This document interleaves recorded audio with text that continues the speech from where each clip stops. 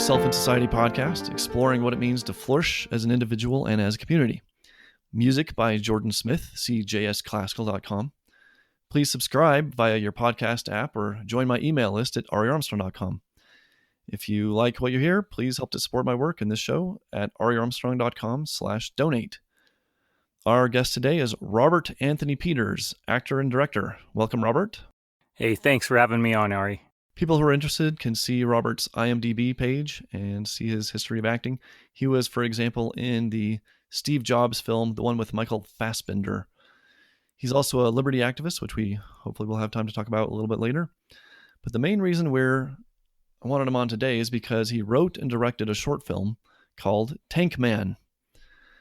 And he released this online, and you can listen to it, or you can, if you want, pause it now and watch the film if you haven't seen it already. It's at tankmanfilm.com. It's right around 15 minutes. The tagline is, "One man stood up to the brutality of the government and inspired millions around the world to do the same." And of course, Tank Man refers to the fellow in Tiananmen Square on June 5th, 1989, and everyone has certainly seen this footage or stills of this, where a man put his body in front of the tanks. So I thought a good place to start before we talk about your film is just to set the stage and remind us all of what happened back in 1989 that led to that world famous footage and photography. Well, that's certainly can be a very, very long answer to that question, but we'll try to give kind of the Cliff Notes version of it. There was a lot of student support for a gentleman now named Hu Yaobang, who was a reformer inside the system. And he passed away, and the students were gathering in Tiananmen Square in a sense of support for him. And later that continued to expand towards people kind of sitting there as a political movement. Tiananmen Square had been used years ago, I think, I think it was 70 years before, as a student protest site. It was always kind of a place where people would bring their grievances to, kind of a public forum. And these more people joined, more students from the countryside, some workers, just regular citizens. People had a lot to complain about, as they still do with China. But at that point, some of the main issues were freedom of speech and freedom of press. There were a lot of employment concerns as well. They felt there was a high level of corruption in the government, which, no government, of course, is immune to that. But can get particularly outrageous when you're in a socialist system, and there was a lot of nepotism that was going on. So a lot of these students felt that they were graduating into a world in which they didn't have the opportunities that they were expecting to have. And there were some other complicating factors. So after this long Cold War between China and Russia, Gorbachev was coming over to visit, and the Chinese government felt it was an embarrassment to have these students protesting. That's where they would have liked the photo ops, in Tiananmen Square. But that was occupied, and there were just a lot of miscommunication between the student leaders. It was very decentralized, kind of like Occupy Wall Street a bit, and so the government was frustrated because they want a leader. Your leader meets with our negotiator. We hammer out a deal, and everybody goes home. And there were a number of people in the Chinese government who were not entirely unsupportive of the students. Some wanted to let them, some shared their concern. Some wanted to engage in reform. There was definitely a reformist wing. But in the end, as we wouldn't remember this event if the hardliners didn't win, and that's who came out on top. And so they decided to crack down and clear the square, and it ended up in the deaths of 10,000 people. For a lot of us, I think imagery of Tank Man specifically is just seared into our memory of that event, and it's just so tragic, and yet it's his actions are so inspiring. For a long time, I thought that he actually died in the course of those events, but then looking at this later, I realized people still aren't entirely sure who this is. There's some good guesses as to who it is, but people aren't sure of who the man is who stood in front of the tanks. But if you watch the entire video sequence, eventually some people come out and rush him out of there after a fairly prolonged encounter with the people driving the tanks. Oh, it's not uncommon. I hear that all the time, that people think he died. That it's that Mandela effect, I guess it's dubbed, where people believe that there was a different outcome to what happened, and almost everybody thought he died. And then yeah, like you said, the footage, this brief 2 to 3 minutes of footage we have of this gentleman. He's seen kind of hustled off of the from that intersection there, from the street. And then there's people who, speculate differently, and they say, oh, those were the secret police and they killed him right after that. Or, there's the notion that the response I like the most is the person who was being interviewed asked about that, and they said the police never would have been so gentle with him. If it was actual police, they would have been, grabbing him and tossing him off the street, as opposed to kind of, these guys are more shepherding him out of the way, like, hey, you've done enough, go on your way before it gets worse. So the story I'd like to believe is that he maintained his anonymity and was able to just go about living his life after that without getting into serious trouble by the government. That's the one I'm sticking with. There is an alternative version, though, that would be... There certainly is, and it's not without its probability, unfortunately. So the anonymity of the person is sort of what sets up your film. I'll try to summarize it, and you can correct me if you want to. So the idea is, we don't know who did this, so you are laying out a story of what might have been, the sort of figure who might have done this, and you're showing a personal look at who this person might have been and what could have led up to this incident with him squaring off against the tanks. That's basically it so far? Yeah, I think so. I mean, we have a strong desire to know what drives our heroes to do what they do, right? I mean, we love the biopic. We love, the story of Braveheart, or, a story of Robin Hood. And it's not as engaging when we just enter and see the action. I mean, the action is really cool, don't get me wrong, and particularly with this guy. I mean, it's really outrageous and inspiring, and we can talk about that more later. But I think there's also a strong desire to know, why did they do this? Who is this person that had the courage to be able to do this? And in order to do that, we need a little backstory. And so I've always wondered, I mean, ever since I was a child and first saw that photo, I mean, it was so inspiring, but I really wanted to know, who was this? Why did he do it? It's just such a mystery. I mean, he's such a seemingly ordinary person. You look at him and he doesn't look like Achilles. He doesn't look like Ajax. He's not somebody like we see, in photos of Marines and Navy SEALs. He's not some really strong guy with a sledgehammer or a sword or a machine gun. He's just a slight fellow wearing, the plainest of clothing with grocery bags. And you wonder, he doesn't seem like our likely hero. And in your telling, initially he's not that interested in politics, and he's more of the let's keep our heads down and stay out of the way mentality. And he's a family man, and so when you have a family, a lot of people are less inclined to get involved in dangerous activities like that. So that to me is part of the beauty of the film, is seeing this regular person who, after what he witnesses, decides to take bold action. Well, I really love the stories of the reluctant hero.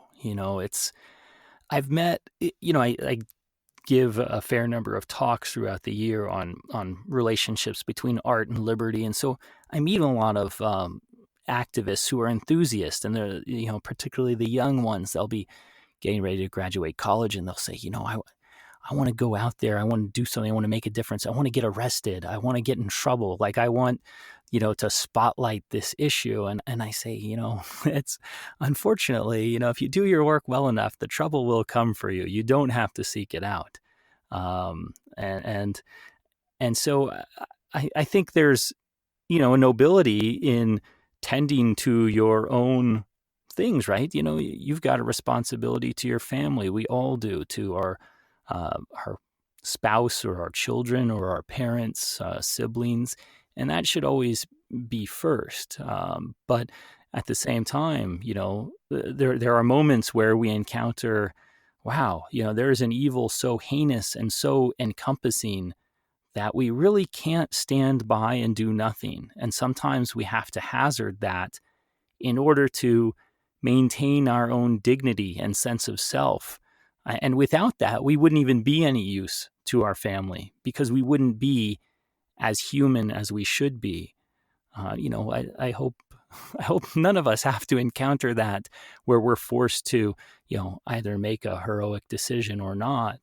But, sometimes this is just the story of one man, I think, who was forced to make that choice. And I think he made a tremendously courageous one that, many of us would like to think we would do, but many of us may not do, right? I mean, it's a highly unusual, it's an extraordinary act. And I think it's great that we recognize and value that. Well, that's one reason why I think the film is so beautiful, because it does have that universal theme that in the abstract, this is anyone facing this sort of tyranny or oppression or some other major force that's doing wrong.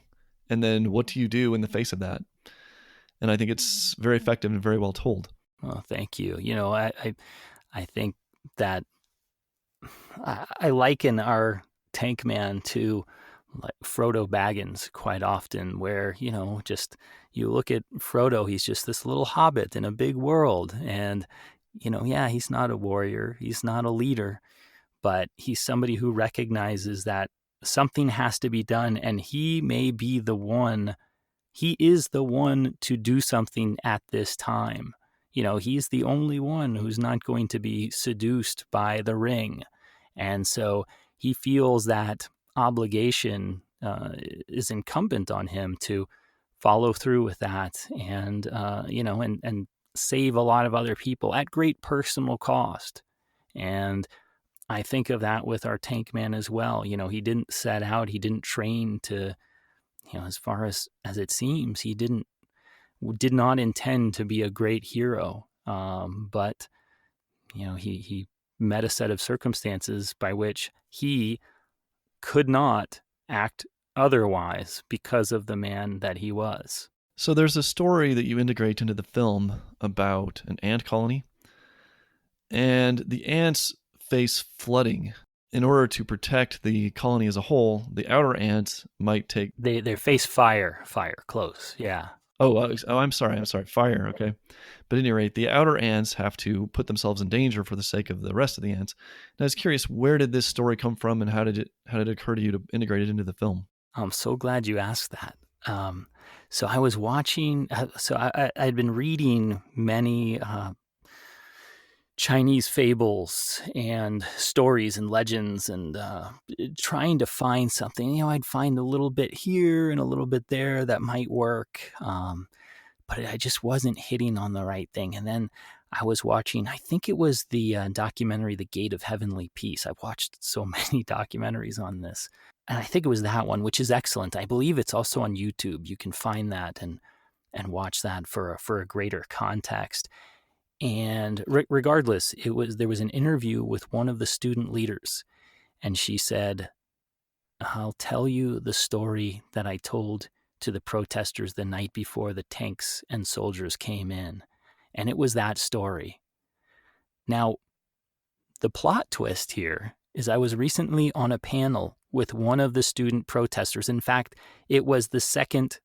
There were two female protester leaders And the one who was on the panel with me was not the one who told the story, but the other one. And she said there was great controversy about that story. And I understood, and I liked the fact that there was controversy about this, because she said the students and the others, the protesters were saying that they have, they're always told that by the government to sacrifice yourself for others.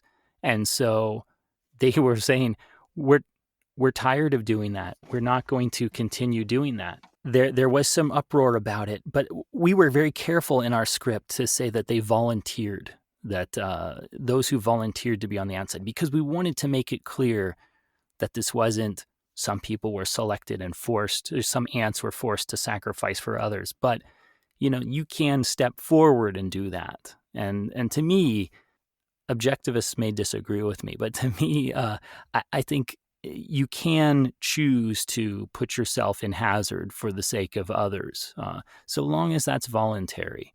That there could be some greater cause by which you find it's worthwhile to save your family, to save your friends, or something like that. And so we did want to make that clear, that it was a voluntary choice, because that's exactly what this guy did. And that's exactly what all of these students did as well. These protesters, they were there voluntarily. Nobody had drafted them to be there and to protest. I'm still happy with our choice to include that despite the controversy. But it also was encouraging to me because there are some people who want to characterize the student protesters differently. Now, I'm not under any grand delusion that this was some ultimate libertarian expression, that, they have this tremendous full understanding of negative rights, and, they were protesting for Austrian economics and whatever else. It's, they were, a lot of it there was they wanted greater democratic processes.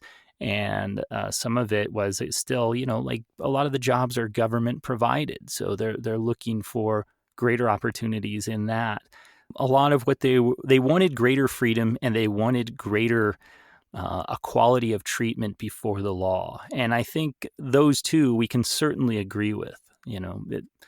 It wasn't some perfect, event led by Murray Rothbard, but it also wasn't like some people claim, that it was really this socialist faction takeover. Because if that was the case, I think there wouldn't be any question about the ants, the sacrifice for others. They would still be fully on board with that. But the fact that there was this spark of individualism, and that's what caused that argument about that story, I think that speaks to the validity of why we are right to be sympathetic to them and to wish their cause well. I thought the story worked very well in the film, the way that you used it. I'm also very happy to hear that there was some pushback against the use of that story for the reasons that you outlined, so that makes me pretty happy. The way I think about this is whether you're being forced to sacrifice your values, your family, your interests for the sake of some outside interest, or whether you're, like you say, choosing to do this voluntarily because the values at stake is something that you have a personal stake in and have an interest in and want to protect for the sake of yourself, your family, your broader base of friends, your broader society. And so if you look at it that way, I think it works perfectly well. But again, I'm very happy if people are pushing back against the possible collectivist sort of interpretation of that story. It was cool. And I mean, I still think it fits really well. Our alteration of that was with an objectivist, sympathetic writer, screenwriter named Paul Gay, who was a terrific mentor to me in this process. And he wanted to make that voluntary aspect clear. And and I was really grateful that he had the foresight to see where that was. Me, I love history so much that I wanted to take basically what she said in that interview verbatim and apply it. I try, even though this is a imaginative speculation, to me, historical accuracy insofar as we can be is so important. But that kind of change was important for the story that we value and wanted to tell. Sometimes you encounter some of those trade-offs, and you don't have to throw out both values, but certainly entertainment and your kind of message and historical accuracy, they're all important parts of that, and balance has to be made. So I want to get back to the actual making of the film in a minute. But first, a big piece of news that I saw somewhere on social media. You are headed to Hong Kong to show this film. Is that correct? That is correct. And when is this happening? So the film festival will be July 6th and 7th. It's the Hong Kong Arts International Film Festival, and we will be screening Tank Man, along with they'll be screening a number of other films. So if any folks would like to pass along any information, any connections or advice or anything like that, I certainly would appreciate it. I'm pretty accessible online, so. The timing of this could not have been more interesting, fortuitous, and also frightening at the same time. A little. So it's June 18th as we record this, and there have been photographs, video footage of massive demonstrations in Hong Kong protesting various Chinese actions with respect to Hong Kong. I don't know. I haven't followed all the details, but it basically some of it comes down to extradition arrangements and such. So, what do you think about going to Hong Kong in the midst of this? And what do you think the odds are of you actually making it there and showing your film? I think it's very high, and I hope so, because I've already spent the money on flights. So I try to be as optimistic as with realism sprinkled in. But I just see Hong Kong is currently relatively stable. I could be grossly ignorant on that situation, but I know it's one of the safest places in the world. And so I just have a hard time thinking that this is going to be a huge conflagration where I couldn't visit. There's so much business and so many other things that require a social stability. But it is amazing the number of people who are coming out and protesting. I mean, even after, while the extradition bill was on the table, 1 million of 7 million people were out protesting. A tremendous number. I mean, yeah, the imagery is just phenomenal. It's just amazing. There's this time lapse sequence, and it's just throngs and throngs of crowds of people.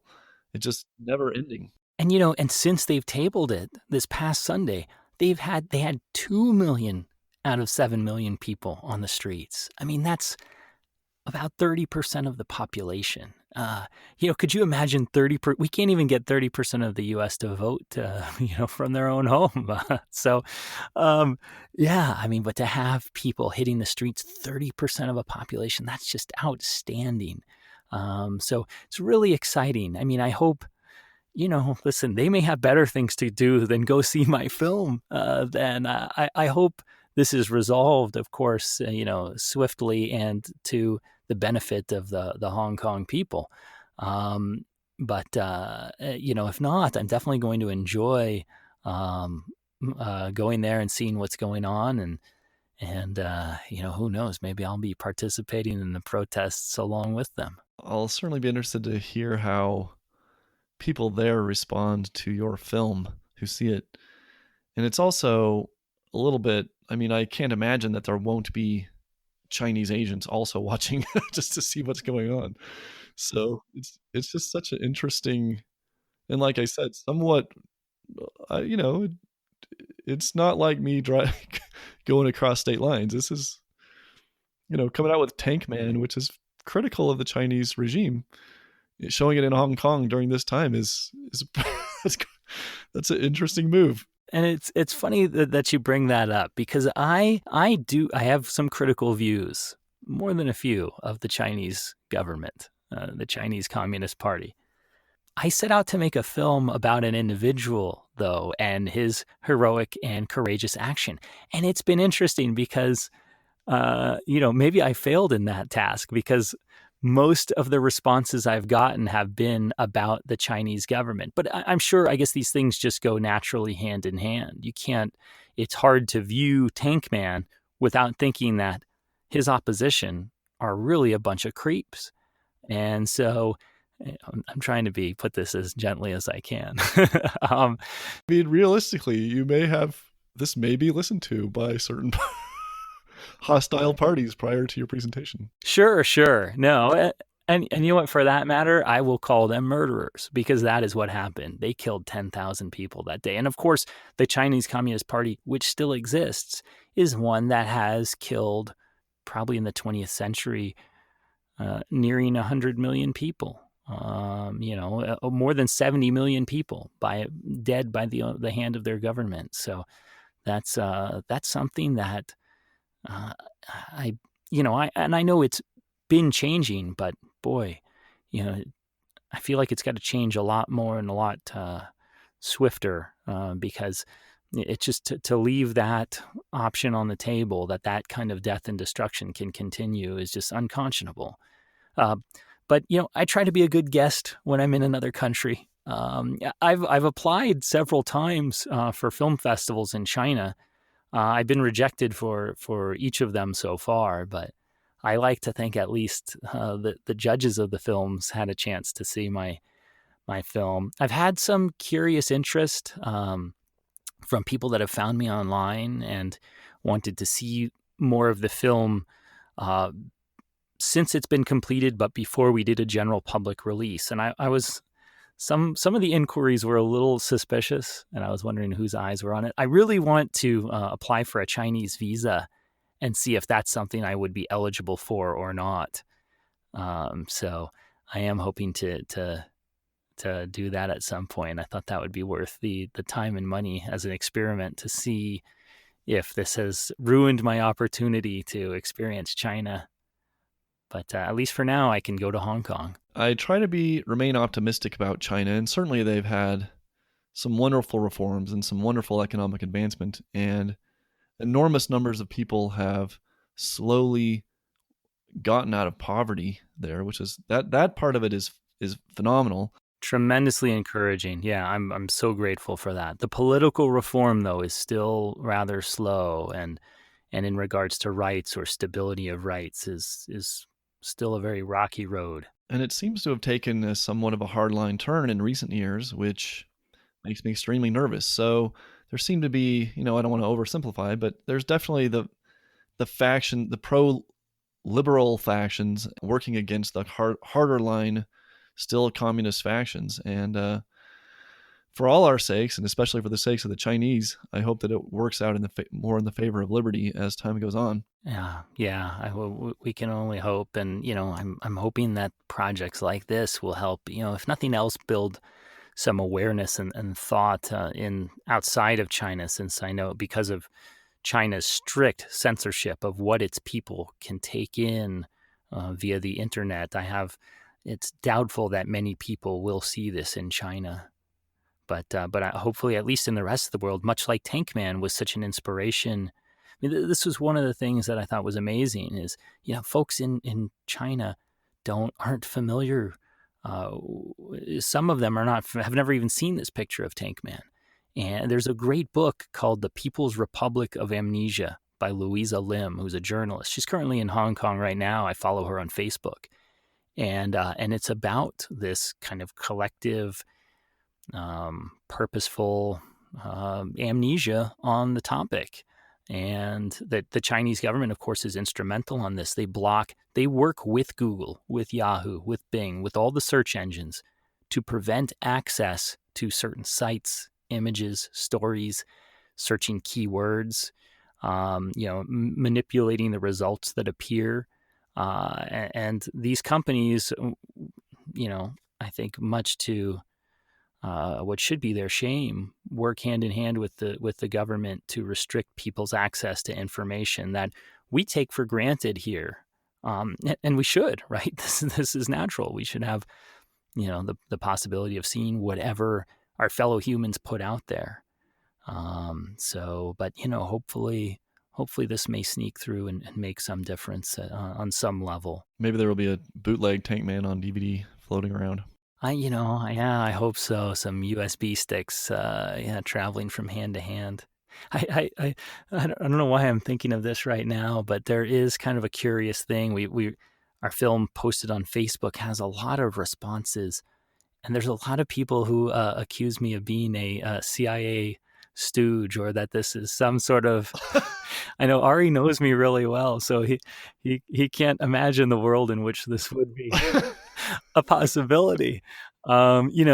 Or that this was part of this, this is one of the tools to fight the tariff war. And, as well, I mean, not only am I not a CIA stooge, but I am in no way in favor of tariffs, on either side for that matter. I confess I don't see the connection, but Yeah. Well, it's like this was the long game, right? We shot this 3 years ago, and we're staging the tariff war now, and using this to, but it's just, this is what people who are grasping at reasons, instead of kind of confronting what the Chinese government did, they are saying, hey, we're going to attack who's making this. And it's like, oh my gosh, if they knew, like, how much of my own personal money I've spent on getting this thing and giving it its legs. And we got a grant from a very generous organization called Taliesin Nexus, and this was created under their auspices. And you should check them out and support them. But certainly I've had to kick in a lot of money, and the prospects of me making any money from a short film is almost non-existent. So, this is a passion project. And I've always admired this image, and I want to share this art with the world, and yeah. Well, thank you for doing it. I mean, I hope that you get some benefit in terms of career visibility or things along those lines. Yeah, I hope so. I mean, if nothing, I love talking about liberty. So to have the opportunity to share this and hopefully encourage people to find value in kind of the ideas that you and I hold dear, and just how important they are. And, in some cases like this, it's a function of life and death. When you can have a government that can just roll tanks over people and bury them in mass graves afterwards. I mean, that's not a world that anybody should have to live in. It's, people that, say like, oh, I'm against the Chinese people. I think it couldn't be further from the truth. I do this because I care about people all over the world, and it sounds sappy, but so be it. I'll be a sap then. I want the world to be better for everybody. It's certainly not just for Americans. My kind of view on things is American is as abstract a concept as any.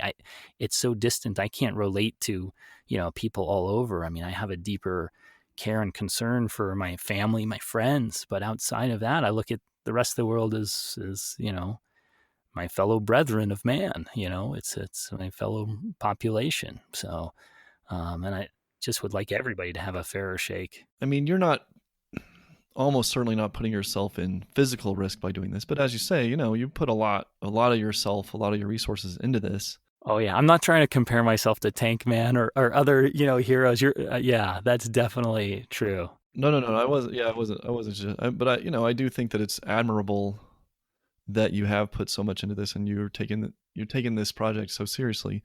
But the follow-up question is, with the ants, I mean, have you thought about how I don't know, if there's the ball of ants, how far out on the edge are you willing to go? Have you thought about that? What do you think people should think about that? Because it's hard, and most people won't do it. Can't even conceive of they can't even conceive of putting any serious resources into a project like that, much less putting themselves in personal danger.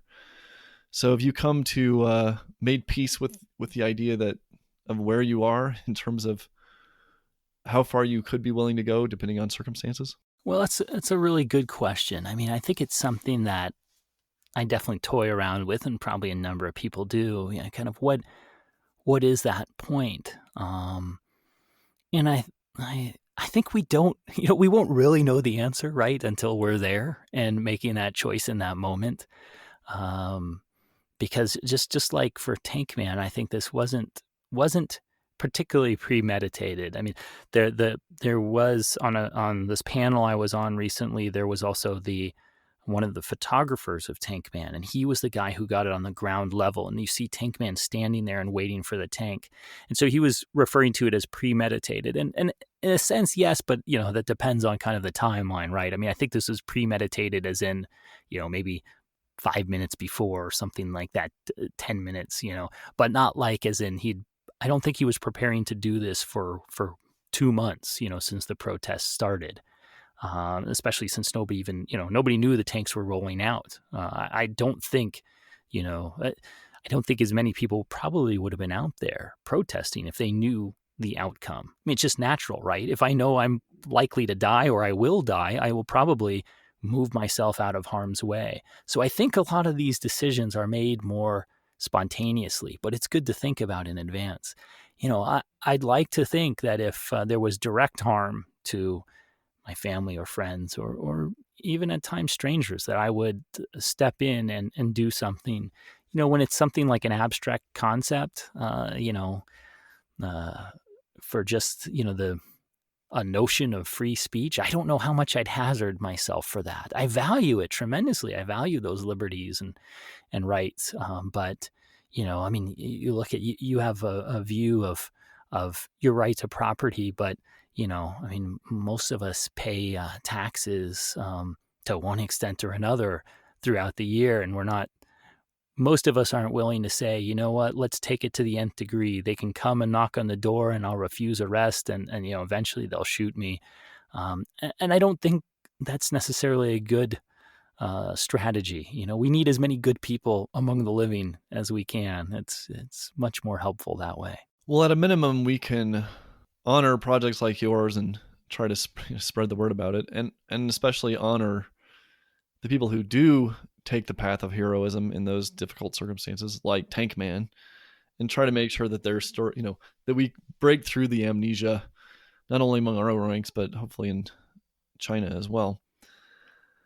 Maybe we can move into the actual production of the film a bit. So I don't think I mentioned yet. So you don't try to recreate the footage of the actual incident with the tank. You use the standard footage available, and so you're creating a story, a speculative story working up to that moment. And it's filmed in English, which is interesting. So walk us through, where was the genesis of this? How did the production develop, and where was it filmed? How did you select the actors, that kind of thing? Because you're the writer and director, right? Yeah, and I've done, I've had other folks producing as well, but I also have taken quite a stab at producing it. So I certainly I wanted to shoot it. I would have loved to have shot it in China. I don't have the money for that. I would have loved a tank. I don't have the money for that either. Well, on top of that, in regards to Beijing in particular, I never would have been allowed to shoot that there. I mean, you can't do anything askance in the Tiananmen Square area in particular. It gets shut down immediately. And there was somebody, a fellow filmmaker that I know, who was trying to make a film on the Great Leap Forward, which they say with no irony whatsoever. And she was going to shoot this film in China, and it got shut down on the first day. And she ended up completing it. It's a beautiful film called Empty Skies. It's worth taking a look at. And then I did want to shoot it in Chinese originally, but a couple of issues. One, folks who speak Chinese, most of the ones in China are probably never going to see this. So the largest, Chinese population will never see it. And then outside of China, most people speak English, both Chinese and, the rest of the world. It's, a universal language of sorts. And so we thought English would make it the most accessible to the most number of people, which, is part of, why we created this, for the advocacy aspect. So we could share it. And finally, I don't speak Chinese. So if I had actors speaking in Chinese, I would have no way of being able to assess their performance or, whether whether we got what we needed or not, I'd kind of be beholden to a translator, and I wanted to be able to, work with my actors and also, understand what they were saying. One of, I think, the interesting stories about pre-production is during our casting process, where people would send me their materials and or audition and callback. And I had a number of actors who, after learning more about what this film was about, said, "I'm sorry, I can't be a part of this." And that's largely because, yeah, they said, I'm a Chinese citizen, or I want to go back to China, or I have family in China. And they were afraid of the repercussions. Now, the U.S. is far from perfect. And I'm not some great patriotic booster. I like to point out the flaws against liberty wherever they are. But fortunately here, we don't have that much of that concern. I don't think. I mean, I've never heard any. We get all sorts of anti-Trump projects that come out and, whatever else. And there are very few people who are afraid of reprisals, at least to the extent that they are in China. We do have some of that. I know some people share concerns about, well, if I donate here, to this nonprofit, am I going to get people at the IRS, bothering me about it or giving me audits and things like that? But their concern about what Chinese government retaliation would be if they were engaged in this project is pretty severe. That was definitely a disconcerting process, though not a surprise. So, I mean, I really think of the people who stepped up and worked on the film. And there was one guy who plays the boss in the film. He was happy to do it. He was really happy based on the subject matter of the material, which was exhilarating. I mean, as soon as he was talking about that, I was like, dude, I want you on board. If you're enthusiastic for the messaging too, definitely somebody I want to be working with. And I also just want to make a plug for, I mean, some of the folks from Taliesin Nexus, Patrick Reasonover, Matt Edwards, Victoria Hill were just tremendous to work with, so supportive. Patrick's been a friend of mine for many years. They were awesome. And without my editor, Arash Aram, he was just, first off, he's an amazing editor. Was able to take kind of this jumble of clips that I created and put it together into a coherent, well-told whole.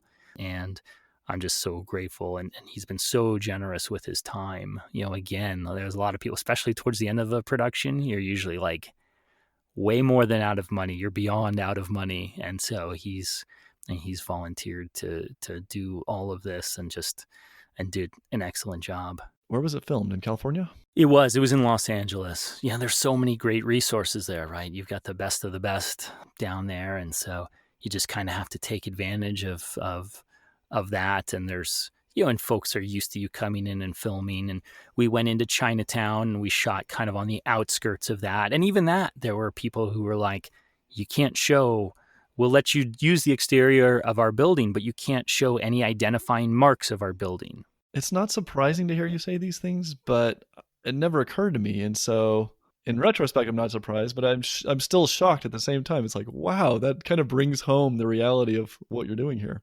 Well, yeah, I mean, it validates all of these aspects along the way, validate like the importance of telling the story, because, and this is something, I've heard this from other people doing other films. I haven't gotten this yet, but this is really common now, right? Where people feel like certain groups own a story. And if you're not part of that group, then you can't tell that story.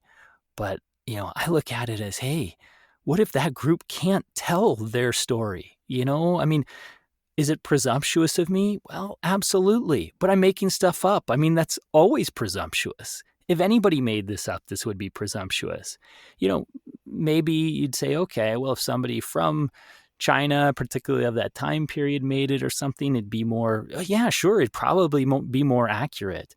But, and I'd love to see that film. The problem is nobody can make that film. And so I made my version, and I've done it as my best as to honor the story, and certainly, not to even to exploit the story, as somebody would say. But like, I really want to share this amazing act by this amazing person. And my sense is that people have weird agendas all the time, but anybody who looks at what this is about in the context of it is going to feel nothing but admiration for your efforts doing it. So that's my attitude about it. Thank you. And I remember one actress in the production, she had expressed some concerns, initially when, because I had asked that people use the mainland accent that they have for it, because and I think she was concerned, and I understand, she didn't want it to become some sort of, thing where, oh, look at the funny speaking Chinese person.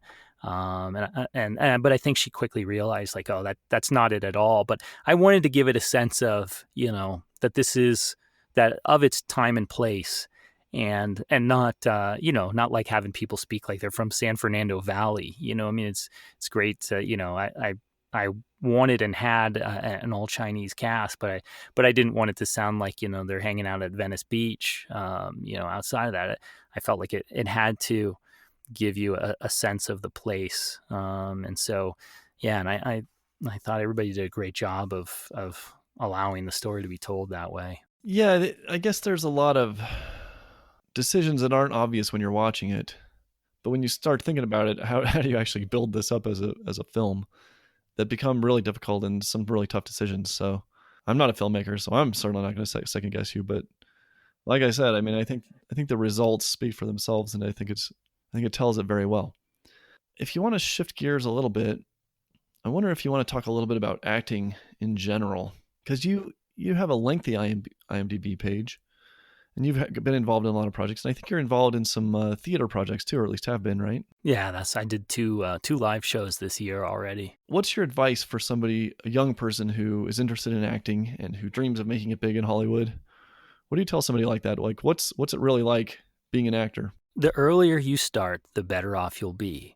It's my struggle now is I'm almost 40 years old, and people say, well, how come you're not farther along? And it's a fair question, right? Why don't you have or how come you don't have series regular TV roles? And so, when you're young, people are willing to make a lot of exceptions. You're young, how can you have all this experience? When you get to be my age, then it's, then they start wondering why. How come people are passing you by? What's the problem? What's the problem? Maybe I'm seeing, maybe I'm not seeing. And so the earlier you start, the better. But the reality is, most people who want to and try to be actors in Hollywood don't make it huge. It's certainly not right away. I mean, some people walk in their first interview and land a major role, but that's not the typical story. No, and you hear people who are cast in productions that somebody was just telling me, I think, I don't know if this is true or not, but it sounds plausible. If this story isn't true, there's another story just like it that the gal playing Arya Stark in Game of Thrones, she wasn't even really an actor, didn't really even, I don't know if she didn't have a desire to it or what, but she was a dancer. But they wanted somebody who was graceful and nimble for that role. And so they basically cast her, and it was like her first role. I haven't looked into it, so I don't know if it's 100% true or not, but you hear these kinds of stories all the time where people just kind of luck into these things that other people are working so hard for and spending years of effort and tons of dollars and everything else. So, but life's not fair, but that's okay, because some people get a lot of good luck and some people get some bad luck. And, but, my other piece of advice would be kind of like your story earlier, or your question earlier, which was kind of along the lines of what would you be willing to die for? Consider that. And that's the same question I'd ask in the career. What are you willing to do? And what are you not willing to do? And these are questions you want to wrestle with before they get asked, because you may get offered a part in a film or a TV or commercial, whatever, of something that you find immoral, distasteful, and you may say, that's okay. My value my highest value is to be an actor. So whatever that takes, I'm going to do. Or you may say, you know what, I'd rather have something, this aspect of me sanctified. But know that in advance, because it's really hard at that time. And there's a lot of pressures, right, from your agents or your family or your friends or the production to get you to do something that you may be less inclined, or things like nudity or whatever it may be. And I don't have any answers for anybody else. These are just purely personal questions that I would just urge people to explore for themselves, and find out what that is, and maybe nothing. And you're like, great, anything. But even things like, the Harvey Weinstein situation's really complex. I mean, certainly there were stories, it sounds, of him, raping somebody physically, harming people. But then there's also stories of kind of, and these are real common, right? Of where, if you sleep with someone, they will get you a role. If that doesn't bother you, then that can be a great way to get ahead. But I think for a lot of people, they don't want success at any cost. Like Adam Smith phrases it in the Theory of Moral Sentiments. We not only want to be loved, but we want to be lovely. So, usually we want to not only get that role, but we want to have earned that role or deserve that role.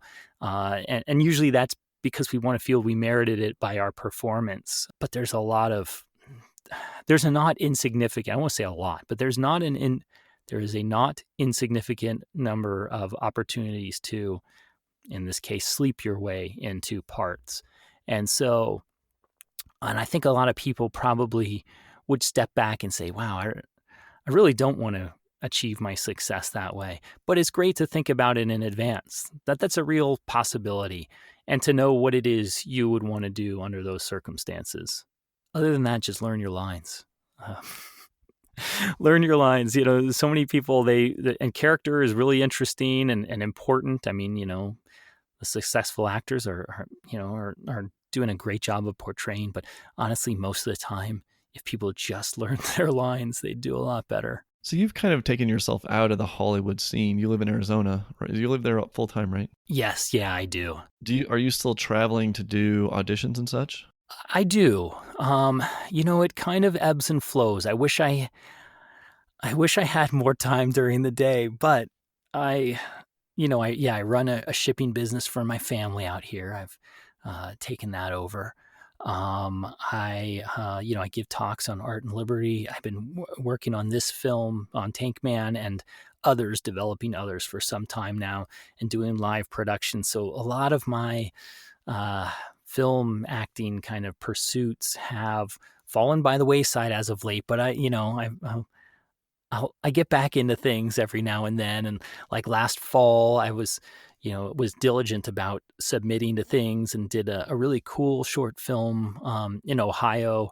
It was actually an NYU graduate thesis film, which, it may not sound like a lot, but it's but those are great. I mean, those are kind of the future filmmakers who are making these. So it was really cool. It's great to make a few bucks and get out there and do what I enjoy doing, and what some people value.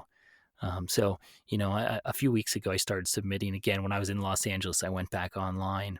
But it's hard to get access to roles. I mean, we have some websites that you can submit to, and I urge people to do that from wherever they are, because nowadays you can submit, upload video auditions and, do Skype interviews and callbacks. I mean, this project, I never met them in person until I showed up on set. And so, I had a principal role in this short film, and it was all determined from online interaction. So it's possible. But nothing replaces kind of being there in person if you're in Los Angeles. But now it's even harder than it used to be, because I could go and visit, and I could do these things called casting director workshops. And what they were billed as educational opportunities, and they are. You get a chance to audition, and sometimes you get feedback from the casting director. Great. But what they really were was providing you with access to casting directors. Because casting directors usually only, you can't submit to them directly. You have your agent submit to them. But if you don't have an agent, it's hard to access. And getting an agent is really hard, especially to get a decent agent. I mean, there's plenty of people with agents who are still going to the casting director workshops. Well, the state of California decided that this was exploitative. And I understood, because that was my first inclination when I heard of these things. It sounds like it's pay to play. Like this doesn't seem right. But then I thought about it. How else am I going to get them to see me? It's worth the $25, $35, $55 to get in there and be able to show a casting director my work. Because if I fit what they need, they're going to hire me. It would make no sense for them not to. Now, the odds of me getting work from there, it's not huge, but it's better than zero. And, we're already in a field where we're working with long odds as it is. But the state of California, in its infinite wisdom, decided that this is exploitation of actors. And so they made it illegal. And then they followed up with a few high-profile prosecutions. And now it's pretty much shut down. And so I go and talk to my friends in the business, actors who are, at my same level or a little bit above or a little below, right around there. And I say, how do you, they have no idea. We don't know how to access these people, how to get seen by them, how to get roles or anything. It's really tough now. They took away what was an opportunity where, people complain about these market processes, right? These exploitations. But what this did was this made it so that those who are already juiced in, those who, it was a low cost entry, low cost possibility, because now it's continues to be nepotism. It's that same kind of network that, may not be direct family, but it's people that they know, and multi-generation of people. And it's all about relationships, because that's what it is. And so this was a way of paying to build a relationship, but that was better than just not having a possibility to have a relationship. This is tricky, of course, depending on context, but usually if somebody is insistent that they're not being exploited, maybe we should take them seriously and believe what they're saying. Or at least as our first take, we should take them seriously, even if we question some things after that. Yeah, I mean, on top of the fact that, again, this is a purely voluntary behavior, right? You didn't have to pay anybody. You could send in your headshot and resume to an office and say, you can drop it in the mail and say, I'm not going to pay them, but I'll just send it that way, or not participate, find another way to do it. But this was a way to do it. Ironically, I didn't know about that political story. I live in Colorado, so I hadn't heard of that. But it strikes me, like, my immediate guess is that sort of regulation is going to create actually exploitative behavior in other ways, like the sleep with the director type of thing. And so that would make a great dissertation for someone in California. Yeah.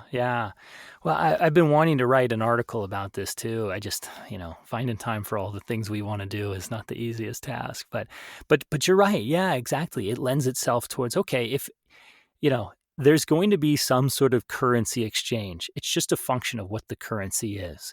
And I think that in most circumstances, it's more noble to exchange dollars than sexual favors. To each their own, if that's how they want to exchange, but at least leave that option there. But you're right. I mean, they just took away one more option. And so you end up, okay, we'll go back to the traditional method. So listeners might have picked up on the idea that Robert is a pro-liberty kind of guy. I think it's fair to say you consider yourself a libertarian, right? That would be fair, yeah. And I happen to know you just got back from FECON, which is the Foundation for Economic Education. Yeah. And that was in Atlanta? Yes. And here's just a quick anecdote. So Robert and I, one time many years ago, back when the Foundation for Economic Education still was on their property near New York, up the river, we went there to see an event, and it was really interesting to me. There was so much history with photographs on the wall, photographs of von Mises, and it was just, the building was just, I'm glad I got a chance to see it before they finally sold it. I think because it was worth quite a bit of money, the property. And so they packed up and moved to Atlanta. Is that where they are located now? That's correct. Yeah. The upkeep of that, it was an old mansion from like the turn of the century, and the upkeep was just so much. They had to raise so much money just to keep up the building, as opposed to putting it into programs. Oh, okay. So I thought it was primarily just to kind of cash out of the property. But yeah, I guess there was also this maintenance aspect then. Yeah, yeah. I think they said it was near $2 million a year, uh, between taxes and maintenance, preservation, things like restoration, whatever. Keeping it up. Yeah, and That's utilities a and lot of whatever else. payroll. Yeah, yeah, yeah. So what did you see at Fee? What's going on in the Liberty movement? The event was a lot of students from their student seminars, a lot of supporters, their donor base, and it was great. So Fee has a new president, and he's from a Lithuanian free market think tank that's been very successful over there. A really interesting directional change. So I'll be curious to see how it all fits in. Did he move to the US or does he still live in Europe? He moved to the U.S. now, so he's living in Atlanta because Larry Reed has retired. Although he hasn't stopped, he's still going to do touring, giving talks, and also continue to write a lot, which is his first passion, which is great. But yeah, Larry Reed has stepped down from president, and so basically he's still going to be around. He just doesn't have to deal with the day-to-day kind of operational aspects of the job. And some of my listeners may know that I used to be very active in the Libertarian Party here in Colorado. But I don't call myself a libertarian anymore for various reasons, but one reason is the term is just seems to me to become increasingly ambiguous or even meaningless. So today, in the rise of Trump, there's an unfortunate number of libertarians and even objectivists, people who are interested in Ayn Rand, who have gotten interested in the alt-right, which is in a way shocking to me, but in another way, these trends go all the way back to Murray Rothbard, who was forging these strange alliances with the so-called paleo conservatives. But on the other end, you have the groups like the Niskanen Center, who are basically advocating fairly robust welfare state, and that's their version of libertarianism. So what does libertarianism mean to you, and what do you see? How do you evaluate the movement in its direction these days? I still like the term. I can understand your reservations, and I know a number of people who have said similar things or had a variety of reasons for having a falling out with the use of the term. Overall, I think there's a lot of people who are just involved in the movement who are just kind of continuing to do the things that they're doing. I think, yeah, there's been some people who have spilled over into this alt-right scene.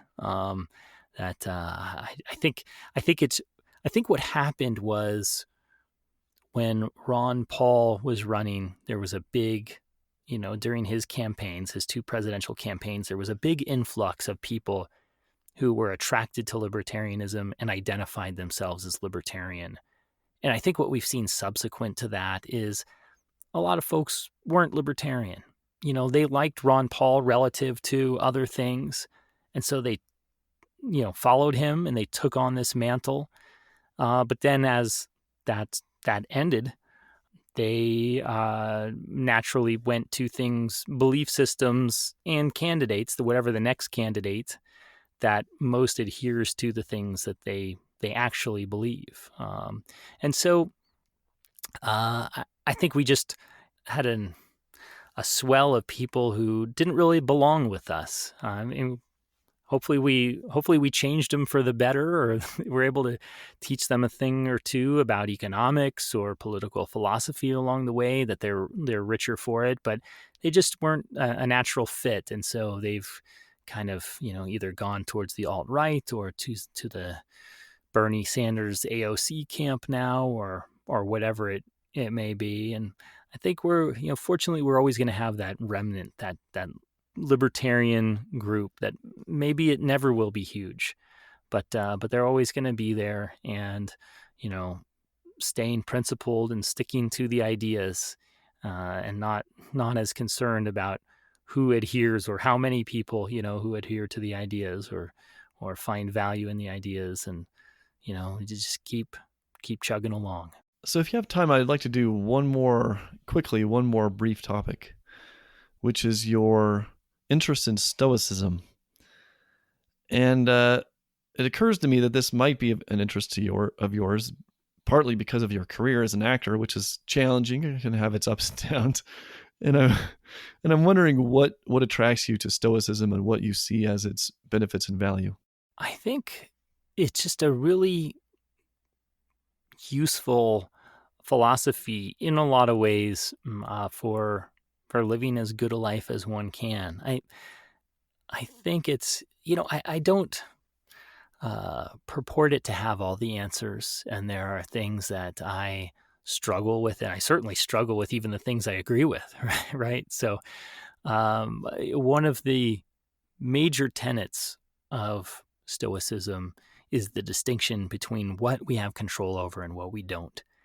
And I think it's a really important, both ethically and metaphysically, to consider this. So, to help keep your sanity, we have to recognize, listen, I can't control, let's take politics. I can't control the voting populace. I can't control what America does. It's going to have its institution that it has, and all of these 300 million people are going to vote the way that they want to vote. I can't control that. That's very, very clear. So why would I get worked up about it? It seems like, why would I let, it seems totally irrational to let that aggravate me. Whereas it's much more rational to say, what do I have control over? The choices I make, which is basically all it boils down to. We want to think we have control over things like our body, but all it takes is an illness to say, oh yeah, I would not have authorized that illness if I had the chance. There are all sorts of things. Your foot goes numb, when you're sitting on it in a chair. There's nothing you could do. You can't make it go unnumb at that time. You don't have control over it. So there are so many things we don't, but we do have control over our choices. And it's an important thing to keep in mind. And so, and then when we pull that back too, that's why I think philosophy is so important, is because a libertarian looks at the world and can see what we have control over and what we don't. But a socialist may say, well, if we can will things to existence, we can will things and write 5-year plans and make those happen.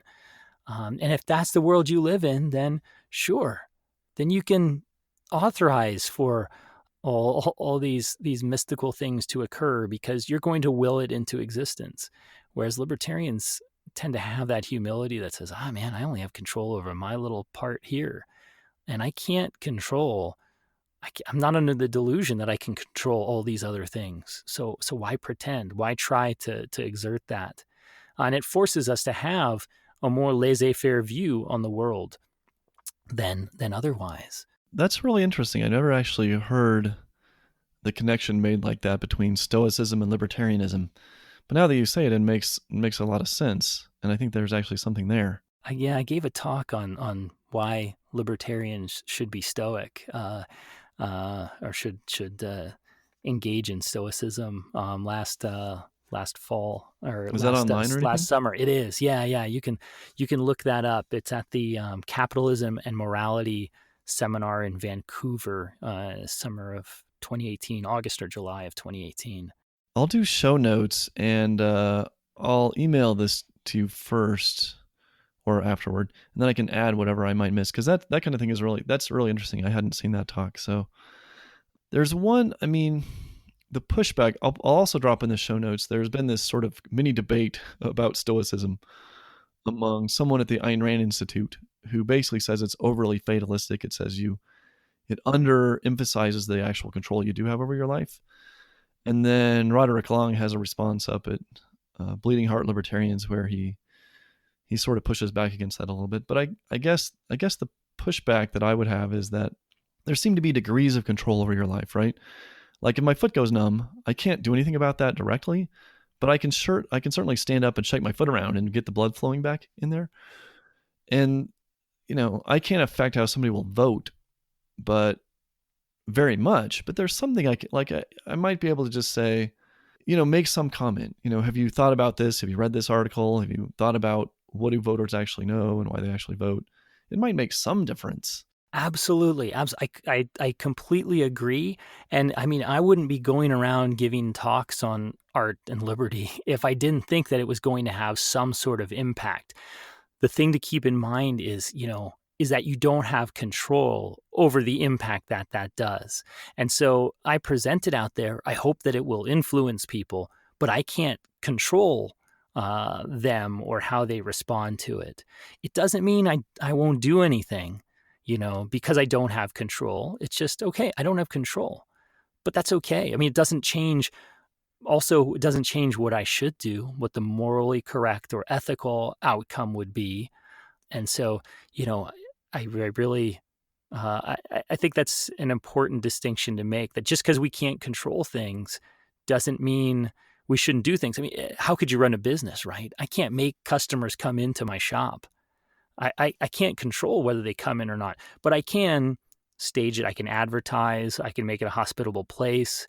I can make offerings that are conducive, that I think people will like, and they will come in and come to the shop. But you bring up interesting aspects though with the fatalism of and this is definitely the metaphysical aspects that I think you can adhere to the ethics of Stoicism, and value what it offers in other arenas without taking the metaphysics. But it is interesting. I mean, in general, there's not like a Stoic consensus, but in general, Stoics believe in a cyclical, fated universe. And it's certainly, I, this is where I struggle the most with Stoicism, and the aspect I dislike, because I want to believe that I have got total free will. But even in that fated universe, you have control over your actions, over your choice. So you can choose to consent, or you can choose not to consent. So, that, if there's a firing squad there waiting for you, how you go about stepping in front of that, or what you do leading up to that. You were fated to be shot by the firing squad regardless, but you can choose to rat out your friends beforehand or not. Those are the things that you have control over. The Stoics believe you always have that power of choice, regardless of these predetermined outcomes. To wrap up here, what is the choice next on your agenda? What are you going to did you really enjoy directing? Is that something you want to do a lot more of, and you're going to try to do more of, or what's the course of your life from here? It's a good question. It's constantly evolving, and I'm never quite sure. But I try to seize opportunities as they arise, interesting ones that I think will be useful to me and useful to others. And I think what I'm hoping to do is Arash and I'm roping him in here. I don't know. Uh, I don't know how clear I've been to him, but I'm committing him on the air as well, that we're going to look to do a Berlin Wall piece before November 9th, the 30th anniversary of the Berlin Wall.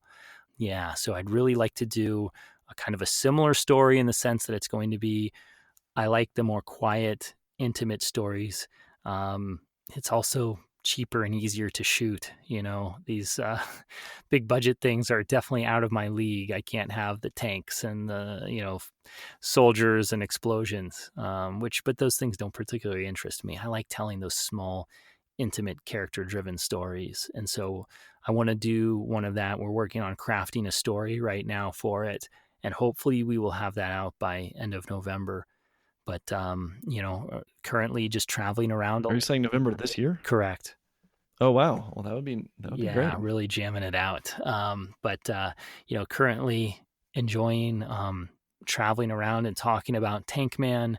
Hope to continue the various kind of libertarian related to art and philosophy talks that I get to give, and continue to work in acting, I hope, and running my shipping business too. So, I'm on the alumni board of FEE, Foundation for Economic Education, that you mentioned, fee.org, FEE.org. And then also I'm a vice president of the chair of Fully Informed Jury Association, That's FIJA, FIJA.org. Super interesting case with that, with the prosecution of it was a man. I think this case was a man who gave food and or water to immigrants, and they prosecuted him, but the jury said, nope, we're not going to convict. Well, yeah, and it was basically a hung jury, so it's a possible retrial, but they certainly couldn't get the jurors to agree. Unfortunately, sometimes you get jurors who are just like, fine, we'll just convict, just so we can all go home.